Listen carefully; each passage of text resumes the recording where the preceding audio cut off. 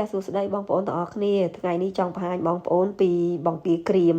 នេះដែលខ្ញុំកំងពីក្រុមហ៊ុន Nelevesiana Dry Stream នេះចាមួយថងហ្នឹង16 ounce តម្លៃ$35ចានេះគឺជា size small បងប្អូនគេមាន size medium ហើយ large ទៀតខ្ញុំធ្លាប់កំងលោកមុនខ្ញុំកំង medium size ធំល្អបងប្អូនហើយលើកនេះខ្ញុំចង់មកតូចចេះដើម្បីយើងញ៉ាំលេងបានអញ្ចឹងចាហើយស្រីមគេនឹងស្ងួតល្អណាស់បងប្អូនខ្ញុំកំងមក5ថងចាតែខ្ញុំយក1ថងទៅជូនអ៊ំបាត់ហើយអញ្ចឹងទុកខ្លួនឯង4ថងបើសិនបងប្អូនចង់បានដែរបងប្អូនអាចកំងបានចានេះគេមានលេខទូរស័ព្ទនៅលើនេះឯងបងប្អូនកំងតាមលេខទូរស័ព្ទហ្នឹងទៅហើយខ្ញុំសូមបញ្ជាក់ប្រាប់បងប្អូនថាខ្ញុំមិនមែនជាអ្នកលក់បង្គាក្រៀមទេចាខ្ញុំគឺជាម្ចាស់អាជីវកម្ម Digital ដែលអាចធ្វើការរកចំណូលពីផ្ទះបានដោយមិនប៉ះពាល់ទៅនឹងការធ្វើការងារប្រចាំថ្ងៃប្រសិនបើបងប្អូនចាប់អារម្មណ៍អាចឆាតសួរខ្ញុំបានអរគុណ